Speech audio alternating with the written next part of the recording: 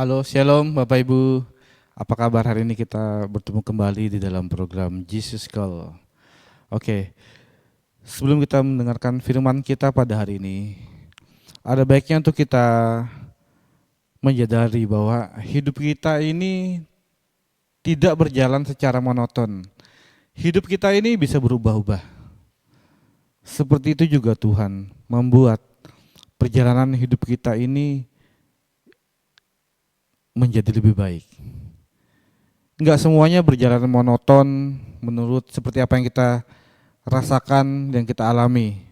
Setiap kali kita mengalami kepahitan atau permasalahan atau apapun, karena Tuhan selalu merencanakan yang baik, selalu memberikan yang terbaik untuk anak-anaknya. Mari kita buka firman kita sama-sama belajar untuk mengerti apa keinginan Tuhan untuk kita.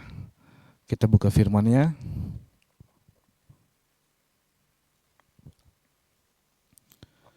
Yeremia 18. Firman yang datang dari Tuhan kepada Yeremia bunyinya. Pergilah dengan segera ke rumah tukang periuk. Di sana aku akan memperdengarkan perkataan-perkataanku kepadamu. Lalu pergilah aku ke rumah tukang periuk, dan kebetulan ia sedang bekerja dengan pelarikan. Apabila bejana yang sedang dibuatnya dari tanah liat di tangannya itu rusak, maka tukang periuk itu mengerjakannya kembali menjadi bejana lain menurut apa yang baik pada pemandangannya. Kemudian datanglah firman Tuhan kepadaku, bunyinya, masakan aku tidak dapat bertindak kepada kamu seperti tukang periuk ini, hai kaum Israel. Demikianlah firman Tuhan, sungguh seperti tanah liat di tangan tukang periuk, demikianlah kamu di tanganku, hai kaum Israel.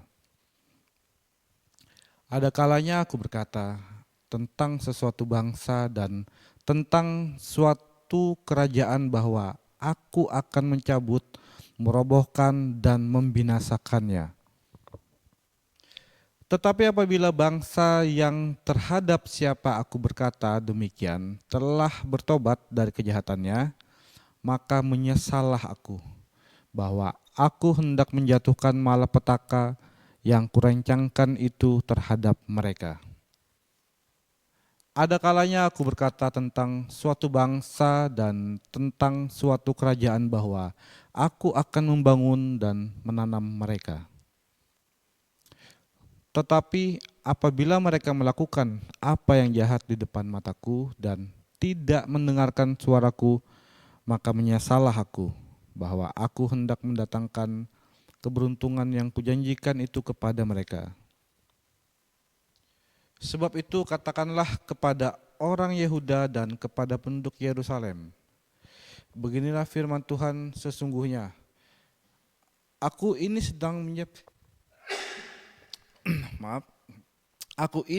menyiapkan malapetaka terhadap kamu dan merancangkan rencana terhadap kamu. Baiklah kamu masing-masing bertobat dari tingkah langkahmu yang jahat dan perbaikilah tingkah langkahmu dan perbuatanmu. Tetapi mereka berkata, tidak ada gunanya, sebab kami hendak berkelakuan mengikuti rencana kami sendiri, dan masing-masing hendak bertindak mengikuti kedegilan hatinya yang jahat. Sebab itu beginilah firman Tuhan, cobalah tanyakan di kalangan bangsa-bangsa, siapakah yang telah mendengar hal seperti ini?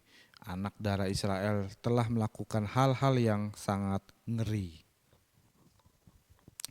Masakan salju putih akan beralih dari gunung batu Sirion? Masakan air gunung akan habis? Air yang sejuk dan mengalir?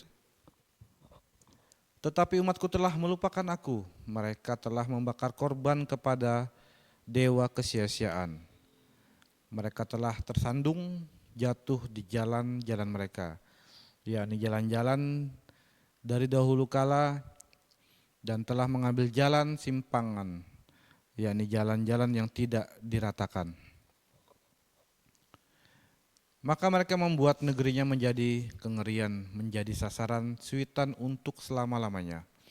Setiap orang yang melewatinya akan merasa ngeri dan akan menggeleng-gelengkan kepalanya.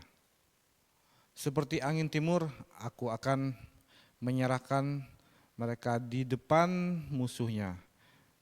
Belakangku akan kuperlihatkan kepada mereka dan bukan muka ku ada hari bencana mereka.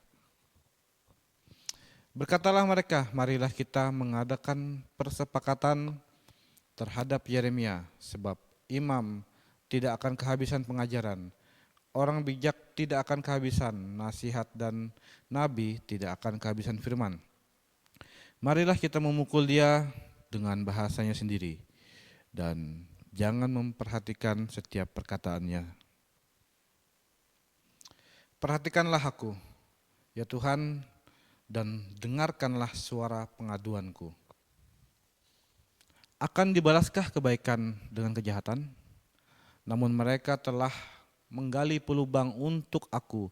Ingatlah bahwa aku telah berdiri di hadapanmu dan telah berbicara membela mereka, supaya amarahmu disurutkan dari mereka.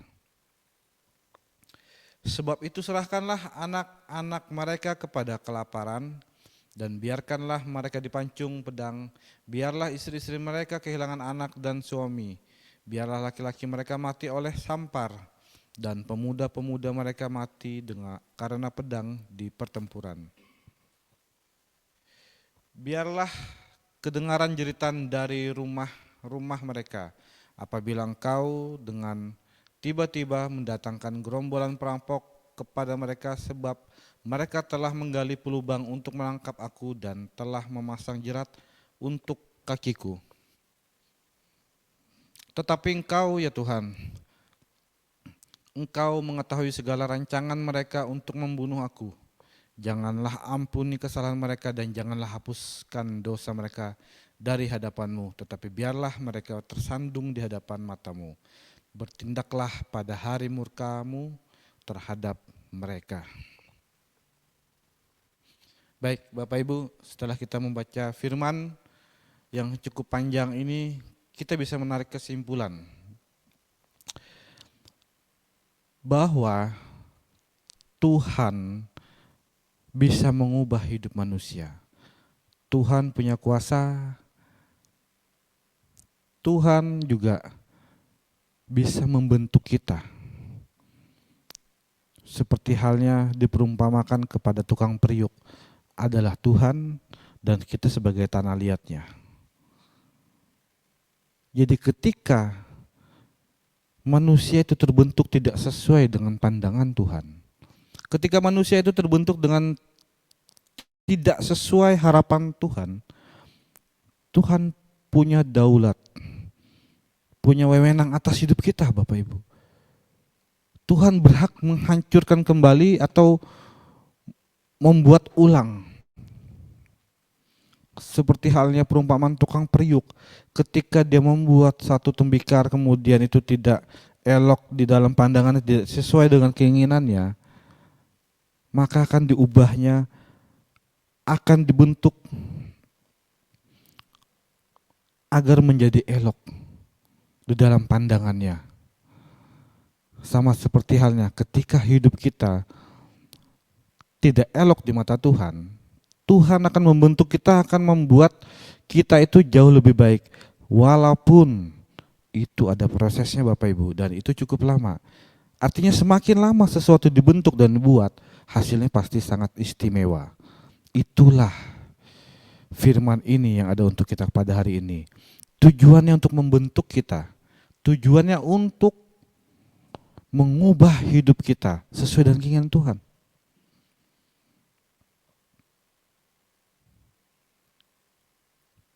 Apapun Bapak Ibu hari ini, saudara semuanya, dalam kondisi apapun, jangan berkecil hati. Yang penting kita minta sama Tuhan, Tuhan, mampukan saya, mampukan kami ya Tuhan. sadari kesalahan kita, supaya kita tuh bisa dibentuk sama Tuhan. Jadi enggak cuma Tuhan, aku ya seperti ini Tuhan. Kesalahannya Tuhan buat aku seperti ini, ya udah. Jangan salahkan aku Tuhan. Enggak gitu. Jadi justru Tuhan itu mau bentuk. Justru kesalahan itu ada supaya kita tahu apabila suatu saat kita mengalami hal yang sama, akan terjerumus ke dalam kesalahan yang sama, atau kita tahu ada indikasi sesuatu yang jelas-jelas salah, kita tahu bahwa itu tidak benar.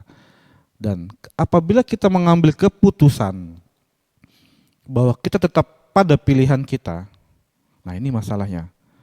Tuhan tetap izinkan terjadi. Tuhan tetap berikan apapun yang sudah kita putuskan. Tapi Tuhan tetap tunggu kita di ujung sana. Ketika kita sudah hampir tidak sanggup, di sanalah letaknya Tuhan akan bekerja. Ketika kita sudah merasa tidak berdaya. Jadi bukan Tuhan biarin kita. Tapi kerugian untuk kita, kalau kita sudah mengetahui firman ini, kita tetap melakukan, artinya kita mau coba-coba mungkin. Nah ini, waktu terbuang, iya kalau cuma hitungan jam atau hitungan hari. Kalau perjalanan yang salah di dalam hidup kita ini jatuhnya bertahun, ini yang jadi masalah. Kita tidak pernah tahu sampai kapan kita akan dipanggil pulang. Apakah sempat waktu kita untuk dalam tanda kutip bertobat atau mau menyerahkan diri percaya sama Tuhan supaya kita mau dibentuk baru, supaya kita mau diproses, supaya kita ini diberikan yang terbaik, apa yang sesuai Tuhan inginkan. Ini permasalahannya Bapak Ibu. Proses itu memang membutuhkan waktu, namanya juga proses. Gak mungkin kita singkat dibuat. Kalau hanya dibuat dengan sesuatu yang mudah,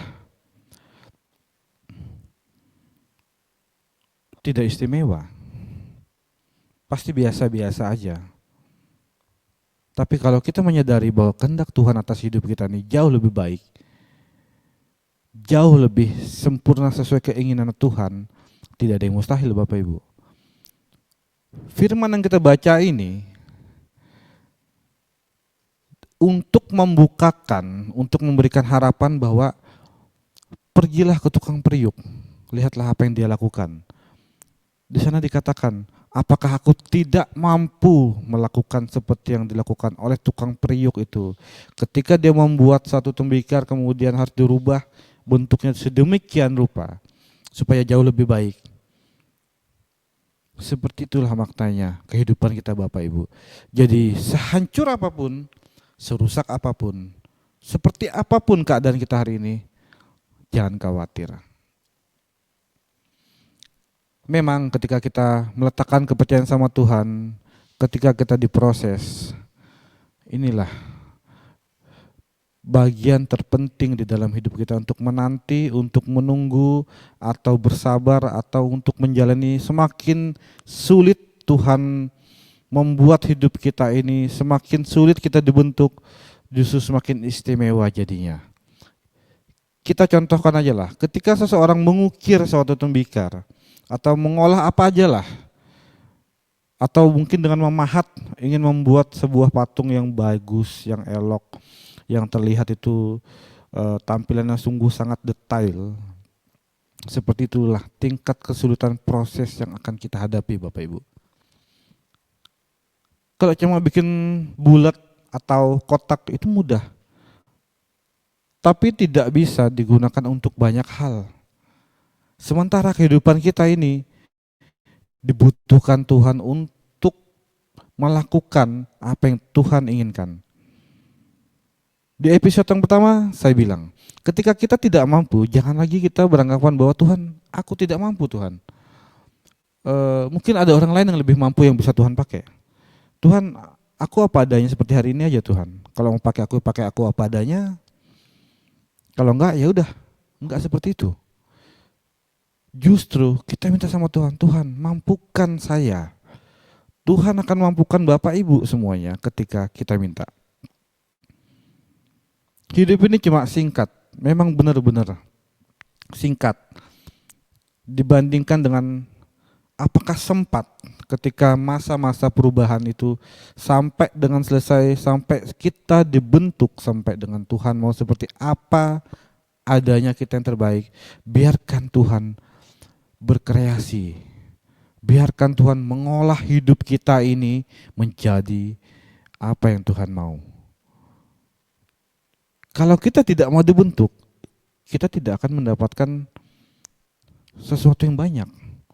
Kalau kita tidak diproses dengan masalah, kita tidak akan tahu namanya keberhasilan. Kalau kita tidak tahu kegagalan, bagaimana kita tahu bahwa kita sudah sukses sampai level-level tertentu sesuai keinginan Tuhan.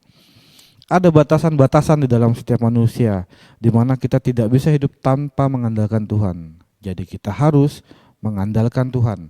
Kita harus menyerahkan diri, kita harus taat. Seperti bangsa-bangsa yang tidak taat sama Tuhan, Tuhan tetap ambil alih dan membentuk mereka. Hanya taat, hanya ketaatan yang diinginkan Tuhan. Dimulai dari hati, dari keinginan kita menyerahkan diri penuh, itu hanya dari hati. Gak bisa cuma dari pikiran, apalagi hanya dari perkataan. Gitu Bapak Ibu. Jadi memang kebutuhan kita, apapun yang kita perlukan, mau seperti apapun kita nggak bisa membuat skenario hidup kita ini sendiri. Cuma Tuhan yang bisa mengolah kita ini yang terbaik jadi apa, cuma Tuhan yang tahu. Karena Tuhan akan memakai kita di dalam banyak hal. Tidak hanya mungkin di dalam pelayanan. Tidak perlu juga kita harus mengcopy paste seperti orang tua kita mungkin, seperti pemimpin kita mungkin. Tuhan akan membentuk kita sesuai keinginannya, sesuai dengan kemampuan yang sudah Tuhan letakkan. Nah, tidak semua orang dibentuk sama. Ada yang mirip, serupa, tapi jelas nggak sama. Ada di dalam perbedaan sudut pandang mungkin, ada di dalam perbedaan musim ketika bertumbuh. Memiliki banyak hal yang tidak bisa kita tembus. Seperti apa sih pikiran ilahi? Seperti apa sih pikiran Tuhan untuk hidup kita? Yang terpenting adalah kita melakukan apa yang dianjurkan. Itu sudah baik daripada kita melakukan larangan-larangan yang sudah jelas di dalam Alkitab, Bapak Ibu. Nah, dari firman ini kita bisa melihat, kita bisa menyimpulkan sebenarnya. Firman yang paling menarik ini adalah merupakan perumpamaan bahwa Tuhan jelas punya kuasa, mau kapanpun kita dibentuk ulang, mau kapanpun mau dijadikan apapun, kita nggak bisa berbuat banyak, kita cuma bisa mengikutinya aja. Tanah liat itu adalah kita, perumpamaannya. Tukang periuk itu adalah Tuhan Allah yang akan membentuk kita. Artinya kita tidak punya daya sedikit pun. Nah ini, terkadang kita merasa kita mampu. Oh, nggak perlu seperti itu, aku seperti ini pun udah nyaman bagi aku misalkan. Mungkin Bapak Ibu merasa terkadang tanpa aku harus mengambil bagian mungkin dalam suatu pelayanan atau dalam, anggaplah dalam dunia sekuler, mungkin tidak perlu ikut masuk dalam organisasi pun aku udah nyaman gitu misalkan. Enggak seperti itu kalau kita urusannya sama Tuhan. Berbeda konteks antara kehidupan di bumi ini dan kehidupan kita terhadap Tuhan Allah yang memiliki daulat terhadap hidup kita. Begitu Bapak Ibu. Jadi nggak bisa kita semena-mena bahwa nggak perlu dibentuk lagi, aku udah oke. Misalkan nggak usah harus, misal aja nih, nggak usah harus melayani lah. Atau begini juga berkatnya nggak pernah habis. buat saya misalkan. Mungkin ada yang berkata seperti itu.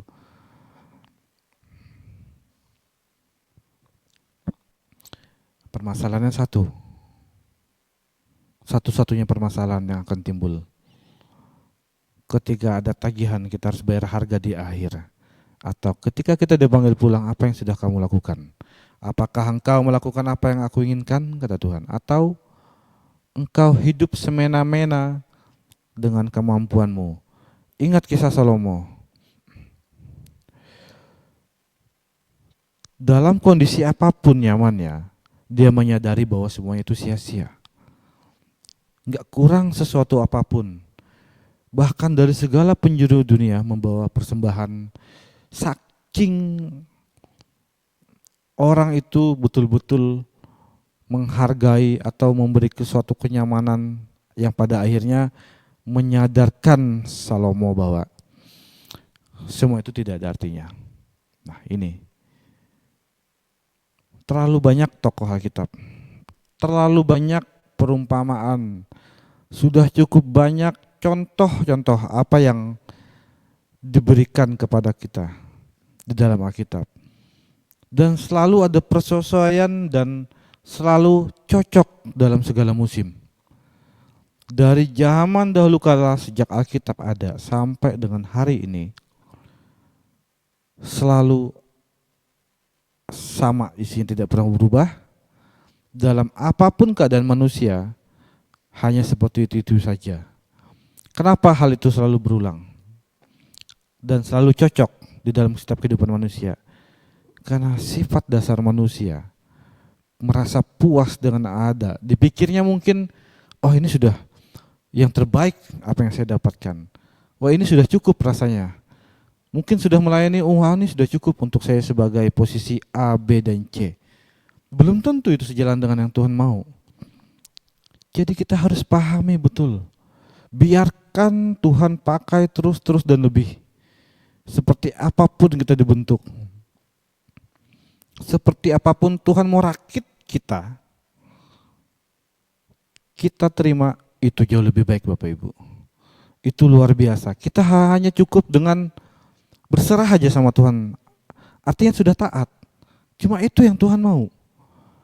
Bebaskanlah Tuhan untuk membentuk kita ini, mau bentuknya seperti apapun terserah Tuhan. Kalau yang kita incar ini hanya mungkin misalkan kita hanya mau uang misalkan. Kita nggak usah fokus cari uangnya, jelas tertulis di Alkitab apa yang kau ingini. Selama kita menginginkannya, semakin lama kita merasakan dan semakin sulit kita mendapatkannya. Tapi begitu kita sudah melakukan taat aja, sudah melakukan keinginan Tuhan aja untuk menurut. Ketika kita tidak sadar, Tuhan berikan semuanya. Apapun yang menjadi kebutuhan, uang, harta benda, kedudukan, apapun Tuhan berikan. Semua Tuhan beri ketika kita sudah tidak lagi menginginkannya Bapak Ibu. Tapi semakin kita menginginkannya, jarang sekali terjadi Tuhan beri. Karena Tuhan tahu anak-anaknya, mana yang sudah mapan, bisa mengelola hidup, bisa mengelola apa yang dia minta, mana yang belum bisa. Terlebih ingat saudara satu hal. Tuhan tahu apa yang menjadi kebutuhan kita. Tuhan tahu apa yang menjadi kebutuhanmu. Jadi nggak usah muluk-muluk kita minta sama Tuhan. Jadi kayak yang ibarat kata itu kalau berdoa itu muluk kayak terus. Seolah kayak memaksa. Seolah kita ini tahu perjalanan ke depan ini misalkan 100 kilo dengan berjalan kaki. Kita dalam kondisi yang tidak mungkin berjalan sekaligus 100 kilo. Tapi kita paksa Tuhan, Tuhan aku mau ada di sana. Tuhan aku mau minggu depan sudah sampai di sana. Itu kan sesuatu hal yang tidak mungkin Bapak Ibu, itulah. Ketika kita serahkan diri sama Tuhan, biar Tuhan yang mengatur. Biar Tuhan yang memberi kapan kita akan mencapai apa yang kita inginkan. Bahkan Tuhan akan kasih jauh lebih daripada yang pernah kita bayangkan. Mungkin tidak pernah terfikirkan sebelumnya. Justru Tuhan akan beri. Terimalah karena engkau akan membutuhkan ini. Kurang lebih seperti itu Bapak Ibu. Dan itu akan di luar alam sadar kita bahwa tiba-tiba segala fasilitas atau sesuatu yang mendukung ini ada aja diberikan sama Tuhan. Tiba-tiba sudah tersedia aja untuk kita.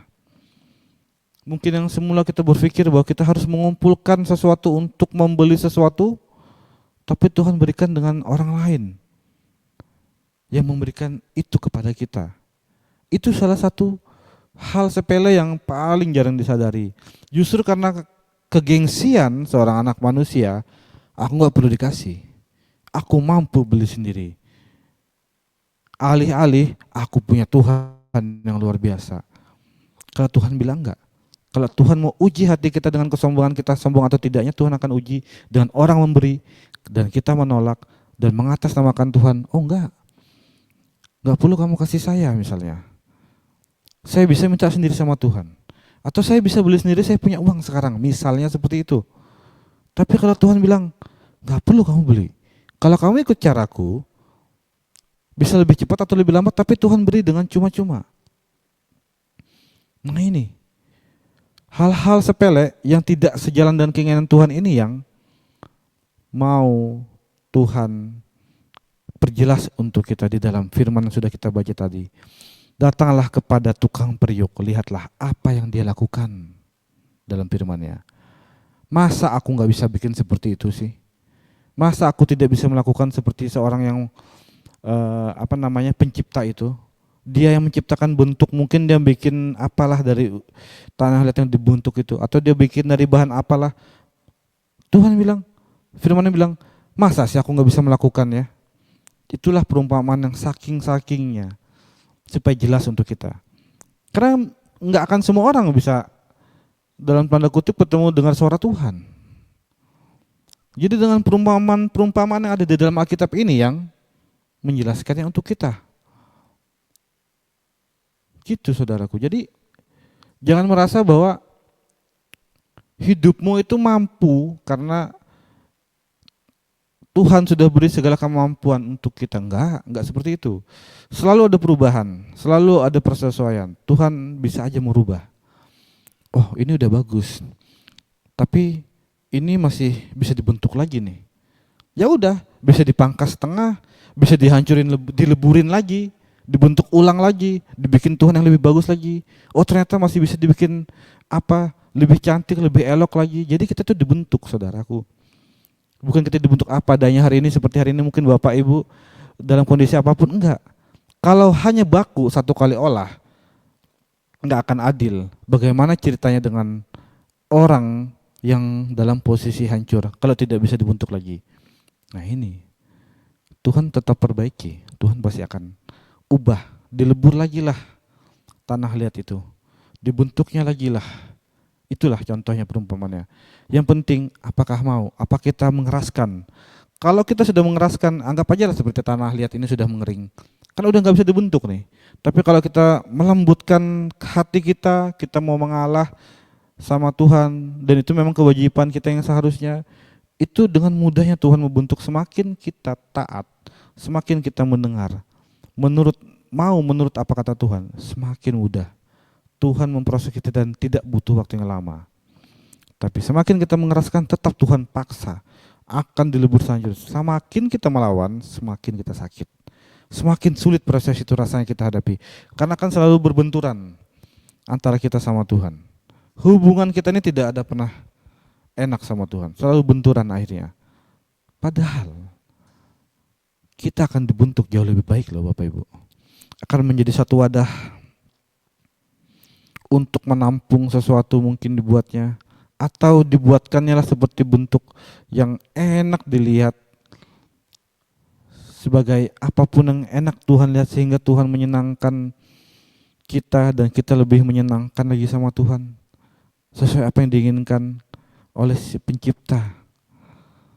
Sadarilah bahwa hidup kita ini ada batasnya. Sadarilah bahwa hidup kita ini dikuasai penuh oleh daulatnya Tuhan. Kita ini enggak ada siapa-siapanya. Kita ini bukan siapa-siapa. Itu yang terpenting. Jadi ikutilah.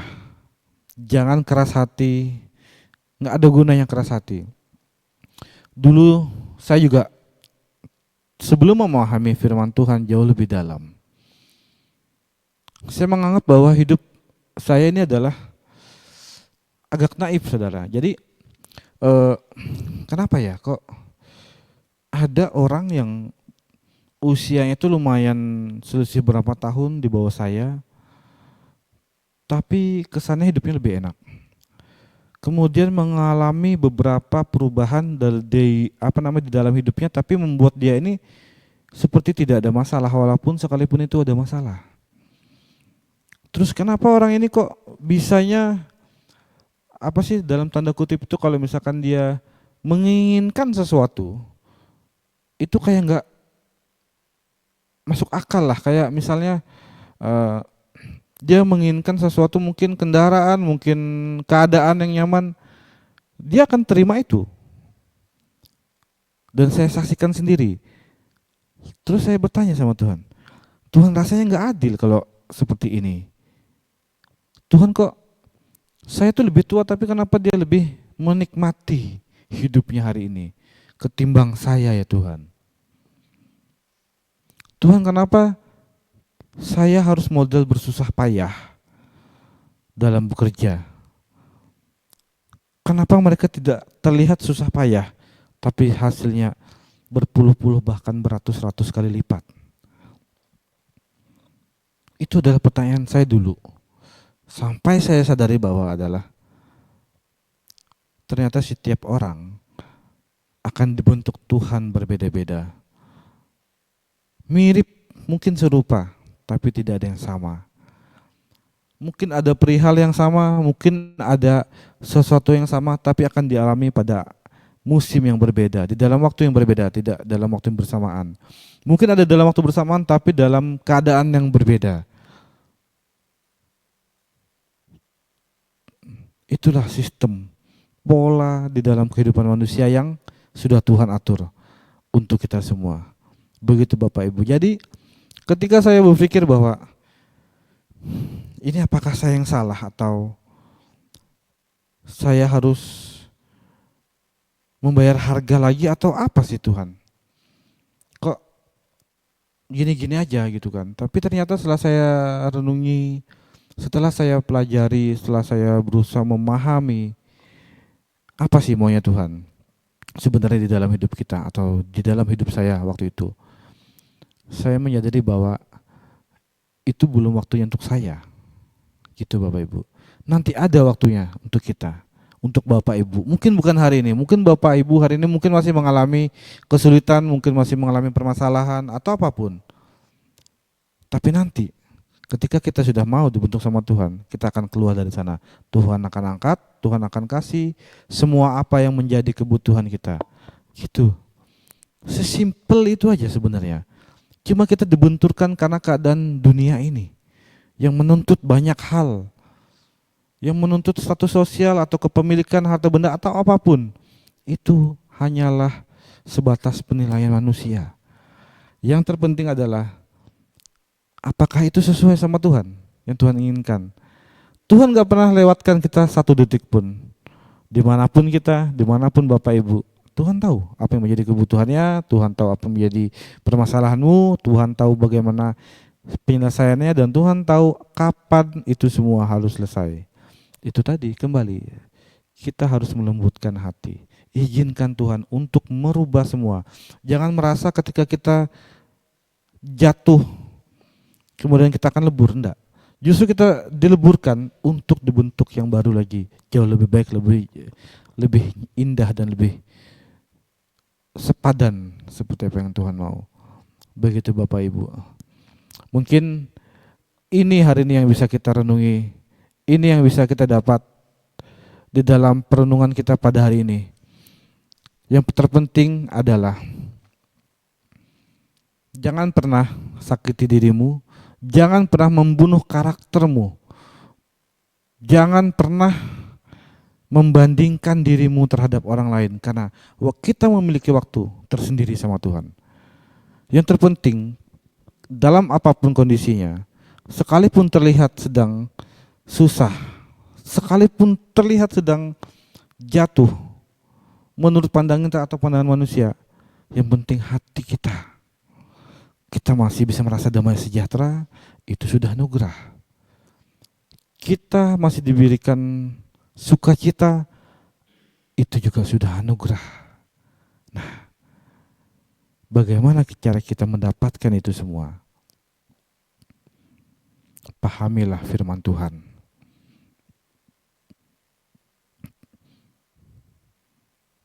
Pahamilah firman Tuhan. Dalami. Cari yang berkaitan dengan diri kita. Jangan cari firman Tuhan itu yang cocok dengan keadaan kita saat ini. Karena itu sifatnya tidak membangun, Bapak Ibu. Carilah firman Tuhan yang bertentangan dengan kehidupan kita hari ini. Itulah proses terbaik. Itulah menunjukkan bahwa kita ini mau dibenturkan dengan firman Tuhan. Sehingga apa yang kurang sempurna, apa yang kurang baik, apa yang sangat tidak pas itu nampak jelas di sana. Coba, daripada kita dihakimi orang lain, daripada kita dihakimi pada saat kita sudah tidak bisa berbuat apa-apa, tidak mampu, kita tidak bisa memiliki waktu untuk berubah, lebih baik kita sendiri yang menilik diri kita. Cari firman Tuhan yang bertentangan dengan kira-kira kesalahan kita apa nih. Kalau ada larangan di sana, jangan melakukan A, B, dan C. Kita introspeksi diri. Oh iya ini kena di saya nih. Ya udah terima, itu baik. Tapi kalau kita hanya menerima apa yang cocok, misalkan contohnya, aku nggak kerja capek-capek pun dapat uang banyak. Terus patokan tetap pada firman Tuhan, sia-sialah yang bekerja siang dan malam, mendapatkan hasil yang sia-sia. Terus beranggapan bahwa, wah berarti aku udah benar nih. Berarti dengan santai-santai ini pun udah benar sesuai dengan firman Tuhan. Nggak usah aku capek-capek lagi nih, udah begini pun udah. Terus jangan merasa cukup, Bapak Ibu. Nah inilah, kita harus introspeksi diri setiap kali. Benturkan kehidupan kita nih sama firman Tuhan. Mana yang nggak pas, mana yang nggak cocok. Disitulah Tuhan akan bekerja. Wah, anakku yang ini bersedia diproses. Dia mau mencari kebenaran. Dia mau melakukan yang baik. Sekalipun mungkin Bapak Ibu sudah melakukan, mungkin sudah misalkan, mana yang belum kulakukan Tuhan? Mana sih yang belum kulakukan bro? Misalkan disuruh memberi, aku udah memberi. Disuruh melakukan kasih, aku sudah melakukan kasih. Menghormati ayah ibu, aku sudah hormat sama ayah ibu. Tapi misalkan Tuhan bilang, kamu hanya menghormati ayah ibumu sekedar menghargai, menghormati aja. Terus kalian tinggal dalam satu wilayah yang tidak jauh, tapi kamu tidak pernah perhatikan apa yang menjadi kebutuhannya. Pada saat orang tuamu sudah tidak mampu untuk melakukan apa-apa, apakah itu perbuatan yang sudah tepat? Ada benarnya hanya sekedar menghargai dan menghormati, tapi yang Tuhan mau terus lebih. Perhatikanlah apa yang menjadi kebutuhannya misalnya. Oke, kamu melakukan kasih dengan kamu memperhatikan orang, mungkin kamu memberi, mungkin kamu ringan tangan, tapi enggak memberinya dengan kayak menyepelekan, cuma ngasih, oh iya butuh ini ya, oh iya aku bantu deh, aku kasih, terus ditinggal tuh kayak cuman dah selewat gitu aja. Tuhan, aku udah melakukan ya Tuhan. Enggak gitu. Beda perlakuan kita dengan hati, dengan hanya sekedar omongan dengan mulut atau dengan sekedar memberi plek kemudian tinggal, itu beda saudara. Itulah yang diperumpamakan. Jangan pernah memberi dengan hati yang salah. Atau mungkin maksudnya yang penting nabur, plek kasih terus ditunggu. Tuhan mana Tuhan hasilnya? Lah kalau naburnya sistemnya begitu, kayak ngasih makan hewan dilempar aja gitu terus. Itu dikatakan menabur sama dengan menabur di atas bebatuan, firman Tuhan bilang. Bukan menabur di tanah yang subur. Kita menabur di tanah yang subur itu kita tabur pelan-pelan, kita rawat, kita jaga. Itulah yang Tuhan inginkan. Dengan satu melakukan hal itu, kita sudah melakukan beberapa hal yang Tuhan inginkan. Di situ ada melakukan pemberian, mengasihi, menjaga. Itu yang Tuhan inginkan. Gitu Bapak Ibu. Nah, semoga apa yang sudah kita dengar bersama ini bisa menjadi bahan perenungan kita. Simpel memang firman ini. Mungkin terlalu sering Bapak Ibu dengar, tapi itulah firman Tuhan. Tidak pernah berubah dan tidak bisa digeser sampai kapanpun. Hukum Tuhan tetap hukum Tuhan. Tujuannya untuk membentuk kita semua tanpa menyakiti kita. Yang terpenting adalah ketaatan. Dan mintalah sama Tuhan untuk mampukan saya Tuhan. Karena kita percaya segala sesuatu ada masanya dan ada waktunya. Tuhan akan olah kita menjadi sedemikian rupa indahnya. Maka itulah dikatakan akan indah pada waktunya. Amin. Firman Tuhan kita untuk hari ini. Mari kita berdoa untuk firman Tuhan. Bapa, kami mengucap syukur untuk apa yang sudah disampaikan kepada kami semua pada hari ini. Kami percaya benih yang ditaburkan kepada kami tidak pernah hilang dengan sia-sia. Kapanpun benih itu akan bertumbuh di dalam kehidupan kami. Oleh karena itu mampukanlah kami ya Tuhan untuk menerima segala sesuatunya daripada Engkau ya Tuhan, sesuai dengan waktu yang sudah Engkau tentukan. Terpujilah nama-Mu Tuhan Yesus. Haleluya. Amin.